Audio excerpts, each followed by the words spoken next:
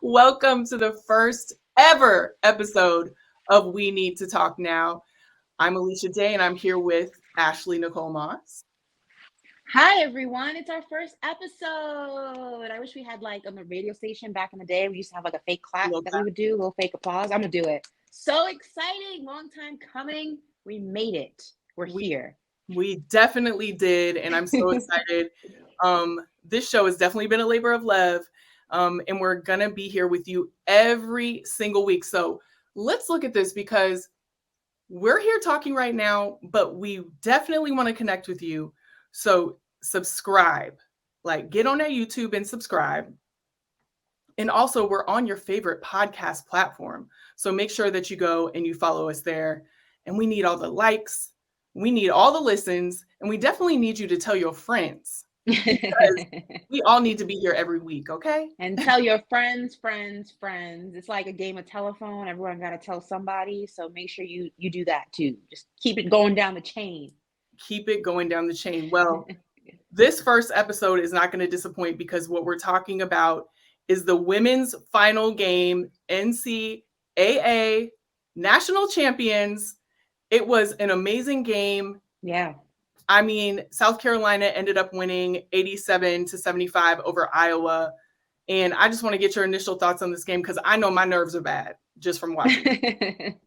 Listen, it was a fantastic game. I think that Iowa came in on attack mode. And Caitlyn Clark was just absolutely phenomenal in that first quarter. But I think that what South Carolina does really, really well is two things. They adjust really, really well, and they're inspired really, really well. And that's by their head coach, Staley, of course. So you saw in that second quarter the shift starting to happen. But it was really in halftime. She gave that speech in the locker room. I think back to Aaliyah Boston interviewing her after the not the UConn game, the NC State game. And she said, were you yelling at them in the locker room? She's like, I was yelling at them in the locker room, but you saw what that did for the team in the second half. And that was very much the same sentiment this time around. The second half, they look like South Carolina again. Also the bench. We got to shout out the bench. I mean, South Carolina is so deep. And I say all of the time, yes, stars and star power is fantastic, but you can never underestimate how powerful a solid bench is, and depth matters in all sports, unless it's a sport where you're just one-on-one. But in team sports, depth matters, and I think South Carolina won this because of just how deep they actually are. Absolutely. It's hard to beat a team when literally everyone on the team could start, and that's definitely South Carolina, and we've been seeing this all year with them. This is nothing new. I mean, obviously, they were one of a handful of teams that have ended and won a championship undefeated. Mm-hmm. And so they're definitely used to this type of game where, yes, there's some ups and downs for sure. But we're going to keep our composure and we're going to come back and we're going to win this thing. And I'll tell you when I knew it was that first shot, I believe that Kate Martin, she made. Literally everybody was kind of like, yo, is this how this game is going to be? Like, yeah. Collective audience sigh when that happened of like, woo, child. And then the camera went to Dawn and she just looked so composed, like, this is nothing. Like, we're going to be fine. And you know that team coached by Dawn Staley, when she's composed, they're composed.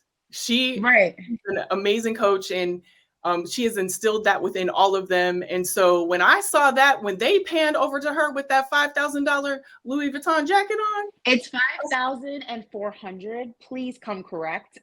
Oh, excuse me. I'm sorry. That's listen. Jacket. Whether it be 5,000 or 5,400, it's out of my zone. Okay, I can't do that for a jacket anyway. But when they panned over to her in that jacket and she was looking like that, I was like, this team is good. They're going to be good and they're going to win. And that's exactly what they did. Yeah, it's very Warriors-esque. It's very Greg Popovich-esque with the San Antonio Spurs in terms of, Dawn and just the calmness. I think that when you have a team that is capable of so much, you expect them to kind of go through the trials and tribulations and the ebbs and the flows of a game. But I think that you also have a lot of faith, and you have a lot of faith in the fact that they're going to go ahead and figure it out. they just got to go through it. And I think that that's such a huge difference maker when you have a team as deep as South Carolina is, when you have a team as talented as South Carolina is. You just know that no matter what they find themselves into, you can always get them out of it. And that's just a testament to how well they recruit. That's a testament to how well they are, they practice. That's a testament to how well they are battle tested. And it's also a testament to just how dominant and how much of a GOAT Dawn Staley actually is. Because when the leader is calm, that is a direct byproduct to the rest of the team. And you see that every single situation that this team finds them in throughout this tournament, rather, you have seen that. And I think that it's just so electric how she's been able to go ahead and do that consistently, season after season, game after game. Well, and Coach Staley has said all season that this team demands greatness within themselves, within each other. And how could they not when they have a great coach like Dawn Staley? Like, I want to call up my college and see if I have any eligibility left that I didn't know about, because I want to play for her right now at this big age. Okay. So, I mean, I want to play for her. And I know I wouldn't even make the team, but I want to play. Listen, I want to try at least. Coach, can we try out? That's all we're asking is for a tryout. Yeah, I just want to do it with these knees. I think you also saw those adjustments in real time, which is what I think is so impressive, because a lot of the times it takes that halftime mark to really go ahead and adjust things and to kind of calm the team down. Listen, it's a national championship, and I don't care how well constructed you are as a team, jitters get the best of you. It's a natural reaction. You're human. There's a lot on the line, especially, with Iowa, the history there. This time last year, they were saying bye-bye to South Carolina. It wasn't the season that they wanted. So there's a lot going on there. So I completely understand jitters getting the best of you, no matter how much you're the favorite, no matter how deep you actually are. It happens. But you saw, even in the first to the second quarter, 18 points from Caitlyn Clark, 3 points from her in the second quarter. South Carolina was really figuring out the way to take her out of the game. And what you have seen time and time again, UConn did it really well. It came down to that controversial call. West Virginia did it really well. When you take Caitlyn Clark out of the mix and you make it very difficult for her to do what she wants to do, and that is cook, it's a domino effect to the rest of the team. They scramble. They have a hard time figuring out how to go ahead and combat that. And South Carolina did exceptionally well at making sure that was the reality for Iowa.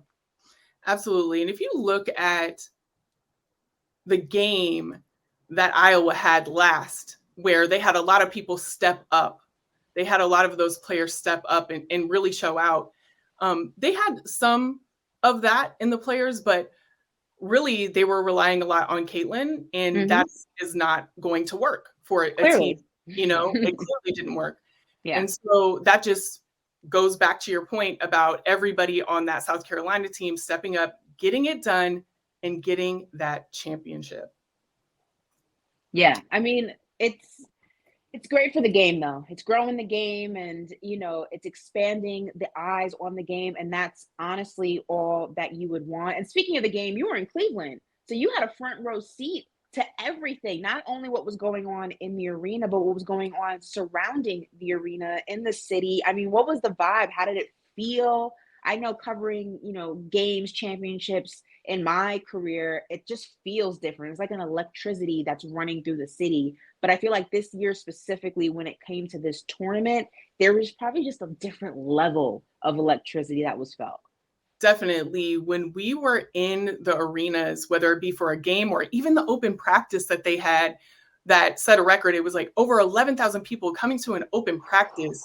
Wow.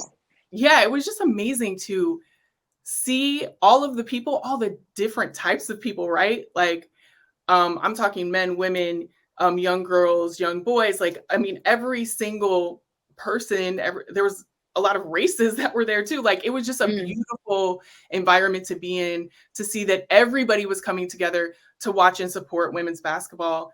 And not only that, the thing that really got me was when we were in the city, like going to a coffee shop or whatever, just listening to all the different conversations happening in and around women's basketball too. I can't tell you the last time that I've just randomly walked by a group of people, and mind you, it was happening right around the tournament. So I get why there would be an enhanced group of people doing this, but I can't remember the last time that I've done that where people are literally sitting there just analyzing basketball, going back and forth, having their arguments about it, I all love of it. those things. It was just a beautiful thing to see. And I'm so excited because we're going to see so much more of this everywhere, not just at tournaments, but just like at work, in the coffee room, in the break room or whatever. Yeah. People are going to be talking more about sports, and just being in an environment where that's happening regularly. It's just an amazing thing to see coming from when I played and hardly anybody even knew that we were playing basketball, let alone talking about it on this level. It's just a really beautiful thing to see. And I would say just overall, the growth of this game is beautiful to see and be a part of. It's not just women's basketball. You have volleyball, you have hockey, field hockey. I mean, the list goes on and on. Every single sport, down to soccer, is breaking records at a high rate. They're selling out stadiums. People are consuming women's sports on all levels, and it's just a beautiful thing to see. No, it absolutely is. And listen, my dad actually has been very heavily invested in these games. I actually walked in on Oh, him Dad. watching one of them when I wasn't even with him. Listen, basketball obviously is a huge part of my life. I got into the industry because of my love of basketball. And for me, my dad taught me a lot about the game, but we really only watched professional men or collegiate men. And I did go to Liberty games growing up in New York when they used to play at the Garden. But it wasn't with my dad. I would go with my cousin who played basketball in college and in high school. So like that was my exposure to women's basketball. But one thing I've loved is in the last year and a half, I've been making a conscious effort because I know I'm a fan, but I feel like, if I can convert at least one person, I feel like that's helping to grow the game even more. So I actually converted my dad. He is now a fan of the W. He is now a fan of collegiate women's basketball. And Let's go, it's Dad. really cool to see. He's been watching these games and he's like, wow, these girls are hooping. I'm like, I've been trying to tell you this. So I think it's really important to not only grow the game from the inside out, but from the outside in. And what I mean by that is not everybody works in the industry, and that's okay. You don't have maybe the same access, you don't have the same resources, but what you can do as a fan, especially when you are genuinely a fan of a certain team or, a certain player when it comes to the women's game, introduce somebody who's also a diehard sports fan in your family to just one game. And I promise you, if they are a true fan of basketball, whatever the sport is, but in this case, we're talking about basketball. If they're a true fan of basketball, like a true hoop head, they will have so much for respect for the game and how the games are being played at the collegiate level. It will be easy, and not even just the collegiate level and the professional level. It will be easy to convert them. And my dad is a perfect example of that. A perfect example. And when you Yeah. talk about respect, I think about the people in the game that have been playing so long, right? Have been playing just as well, but just haven't had the eyes on them. And earlier we had a show, a We Need to Talk show on CBS, and Lisa Leslie had something to say about this, and I think that we all should listen.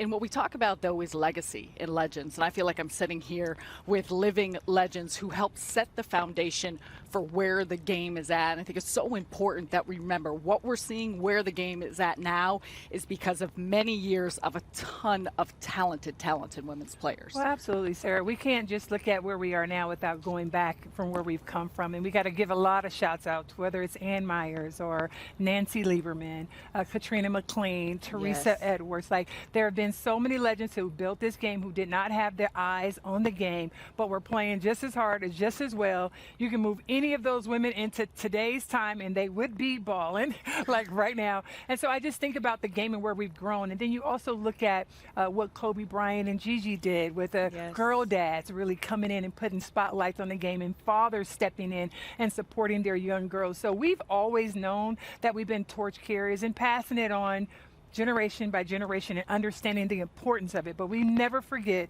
how this game started and where the shoulders we stand on, Swin, and now this next group standing on theirs. Absolutely. I mean, listen, I could just add on to that and say that it's not just the legends in the game. It's everybody that is playing in this game. Nobody is insignificant when it comes to growing this game. I don't care if you play 2 minutes. I don't care. You could even throw, not even, you should throw the coaches in there. Like, everybody plays a very integral part in growing this game. It needs to be respected. Absolutely. And I think also we should expand that to ourselves, as women in the industry. You may not be a player, you may no longer be an active player, but you've had some shaping in the growth of this sport and women's sports in general, because there are a lot of people in the industry. And I don't even want to include myself into that, because I have done it in such small aspects, because I have always covered men. And I remember when I had my show at a previous stop, I made sure that we had multiple WNBA athletes that were part of the interview series. We even interviewed Bianca Belair, who's absolutely killing it in the WWE. So in the world that I've existed in, which is predominantly covering men in sports, I have done my part, or at least tried. It's always a battle to include women in everything that I have done, because I feel like I am part of that camaraderie in a sense, not only as a fan, but also just being a woman in this industry. But that's why I'm so grateful to have this platform with you now, because not only can I now bring more attention to the things that I'm really passionate about when it comes to women in sports, but I also feel really humbled by just how welcoming everyone has been, because like I said, it's not the world that I've come from. And I think that that just speaks to how the women who have been doing the work since day one, whenever your day one started, have really only had the same goal in mind, and that is to grow the game. So like, the more people that come in who may be new to the whole women in sports and growing the women's game, how welcoming everyone in the space has been, because it's bigger than just, keeping it exclusive and was it gatekeeping and whatever the case may be. It's more about the more the merrier, because what the end goal is the most important. Absolutely. I mean, nothing is too small. Nothing is insignificant. I mean, you having somebody on your show and interviewing them is going to change somebody's life that's watching it, right? That's one thing that makes a huge change. So like, all of these things are compounding. All of these things are coming together, and they're all culminating into things like 14.2 million viewers.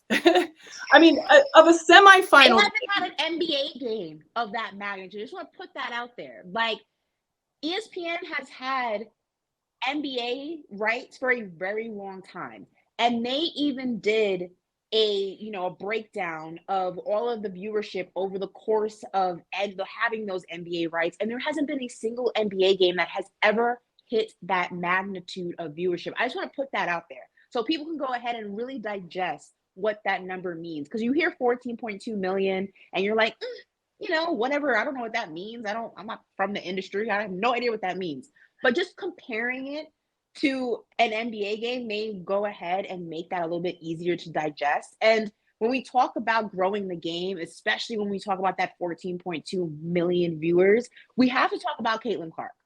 And look, I know that's a very polarizing conversation because of the word GOAT.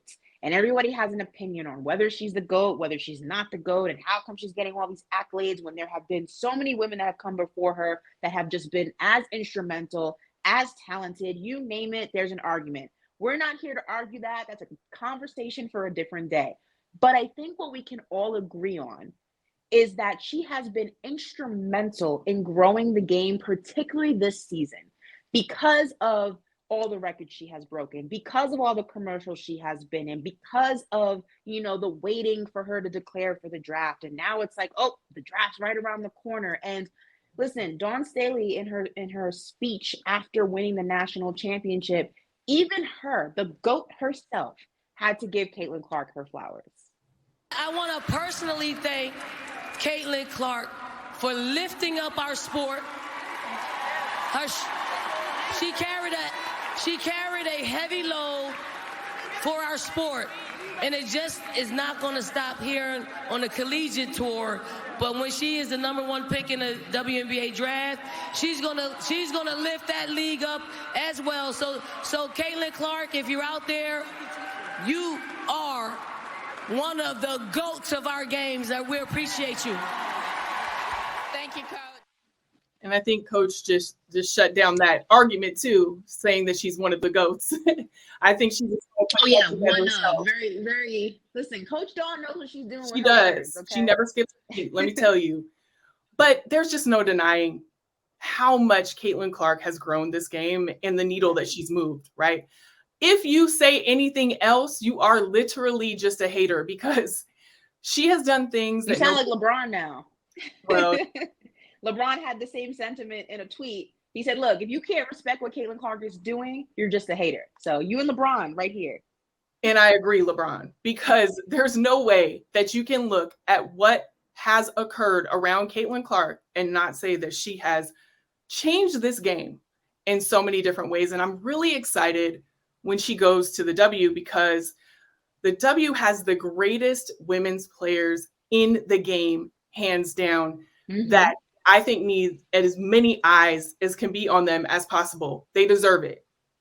They play hard. They are amazing. They're phenomenal. And so if Caitlyn Clark can bring more eyes to the W and enhance that in the way that she has college basketball, let's go. Let's start tomorrow. And literally they are kind of about to start tomorrow. But and to your point on that, before we, move on, I just want to say also, this is why it's so dope, women's sports, but specifically on the college level, because you're able to follow these players from when they're, doughy-eyed freshmen to when they're seniors ready to enter the real world, if you will, right? And I have to say the turnaround between the national championship and the draft is just absolutely insane. And I wish that it was a little bit more of a gap because men don't deal with that. It's March and then it's June. So there's a window to kind of digest and prepare yourself for that next chapter. This turnaround is crazy because not only is Caitlyn Clark dealing with breaking all these records, having a roller coaster of a season, losing in the national championship, but now she has to prepare for a draft that's less than a week away, roughly.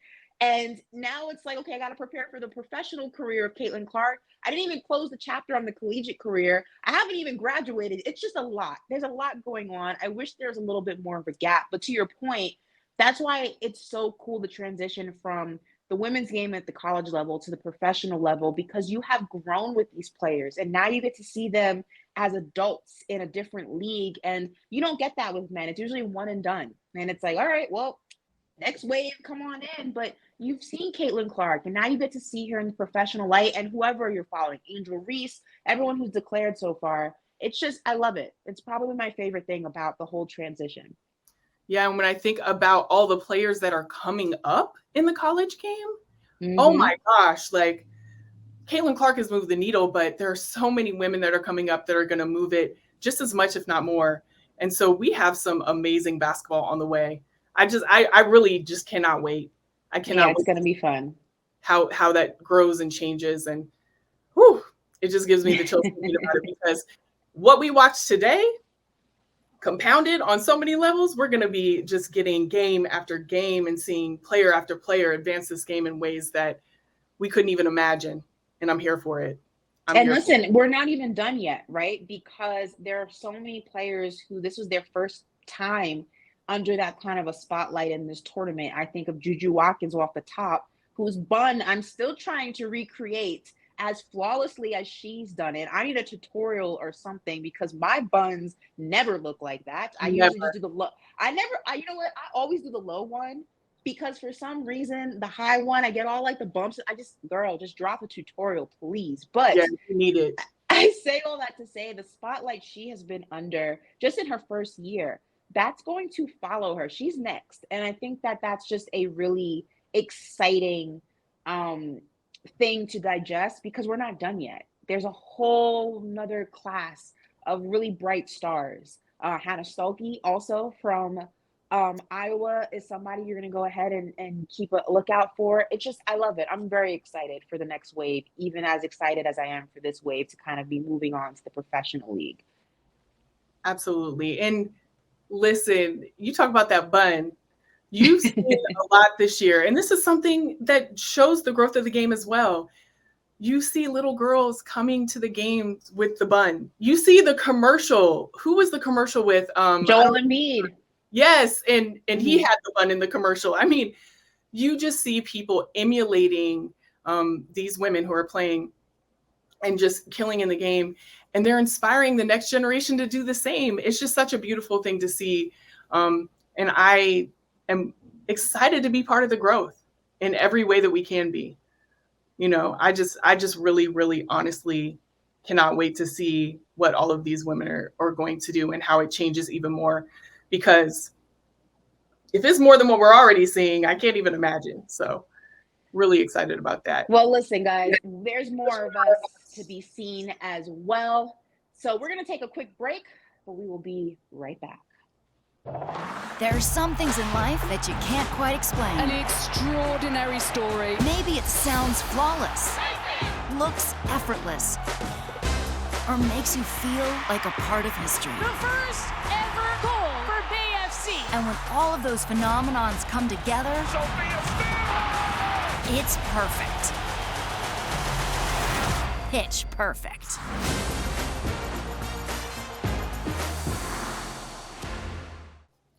We've got so much more for you, but right now we want to remind you that we are going to be with you every week. But in order to do that, you have to hit that subscribe button. You have to give us all the likes, and you have to listen on your favorite podcast platforms. I mean, listen to us on all the platforms. We're fine with that. And don't forget to share with everyone, because we want to talk with all y'all every week on We Need to Talk. Ashley, it's time for something that we're going to do every single week, and it's called Connecting Changes Everything.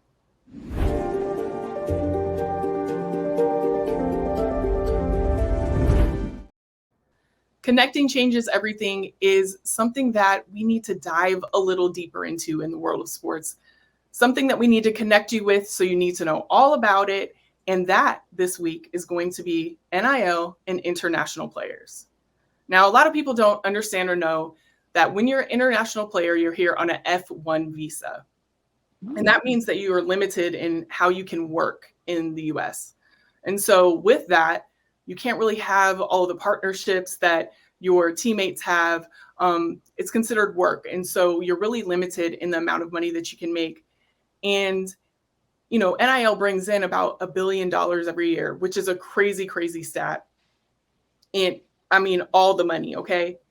And international players, they're said to estimated to lose about $13 million every single year, which is a crazy amount to lose. And just imagine playing next to your teammates that are making like so much more money than you, and it's just because of where you're from, which is very unfair. You know, there are stipulations where they can make money where they live. So like, for example, Zach Edey is from Canada. Camila Cardoso is from Brazil, and they could actually have partnerships there. But it's like, when you're over here playing, how are you going to go over there to make that money?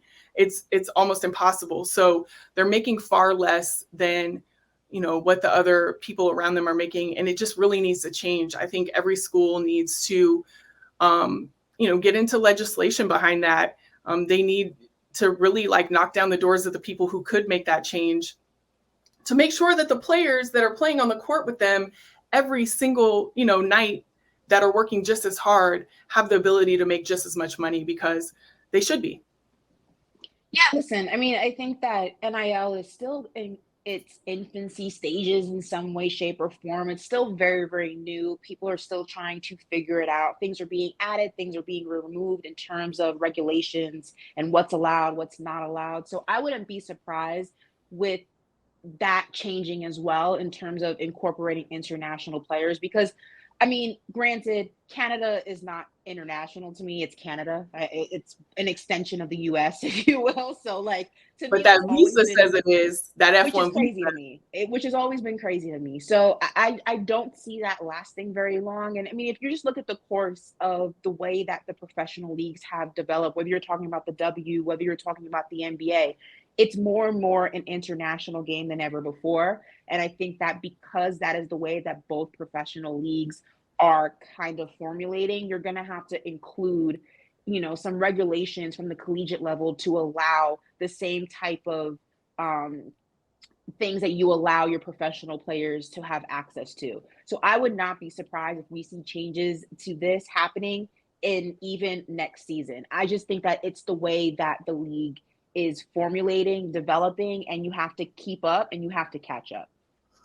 Yeah, and I mean, it's going to take a lot longer to change something like this just because you have government involved. There's a lot of like different red tape. You would be surprised, girl. When they want to get something done, they get it done. Yeah, but if they don't want to get it done, they sure don't on the other side too. Listen, So. that too. You are not wrong there. All right, guys. So listen, we need to talk now. But there's also a lot of things that are going on that's what's up now. You like how I did that? What's up now? We need to talk now.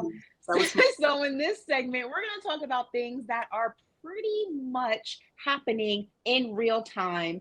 It's something that we need to dive into quickly because as we know in the world of sports, things are always changing and always moving. And we have closed the chapter on the 2024 collegiate season for the women's tournament, 2023-2024. But the men still have to play their game. And that game is going to come down to Purdue and UConn. Now, as we know, the UConn women's team lost it in a very controversial game. So maybe that's given the Huskies a little bit of an edge to kind of bring back a trophy to Connecticut, which is why they are my pick to go ahead and win Monday night.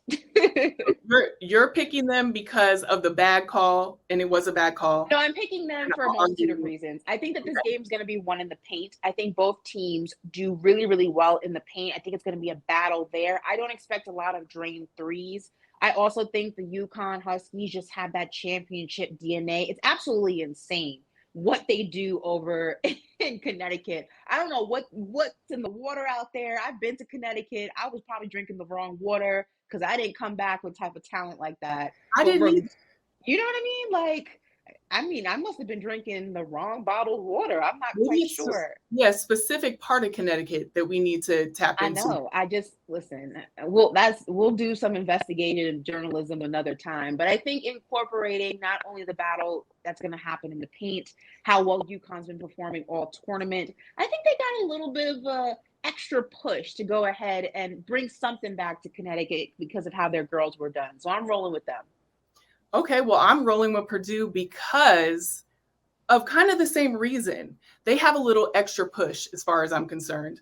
They were out in the first round of the tournament last year. They've never won a championship before. They just look like they're just really hungry. They want to get it done. They want to bring back that first championship to Purdue. And they have a little chip on their shoulder on being in this. So listen, if you have a chip on your shoulder, I always kind of like gravitate towards that. I have been known to have a chip on my shoulder every now and then. So I definitely, I'm looking for a good game no matter what. I mean that the play in the paint is just going to be phenomenal. Like I just really cannot wait to watch that. But I'm going with Purdue because I think they're hungry for it.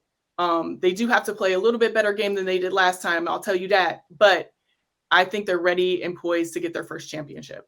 Well, I hope that the chip on your shoulder is just a little bit smaller now that we have officially launched We Need to Talk Now. We will be back with another episode before you can even digest this one. And every week following that, we are so excited to be here. And we want to remind you guys to like, subscribe, comment, share with a friend so that friend can share with that friend. Wherever you get your podcast, if you're more of a YouTube person, we got you there too. And make sure you're tapping into all of our socials for all of the clips and everything that you might have missed in the audio version. And for myself and Alicia, we will see you guys next week. See you next week, y'all.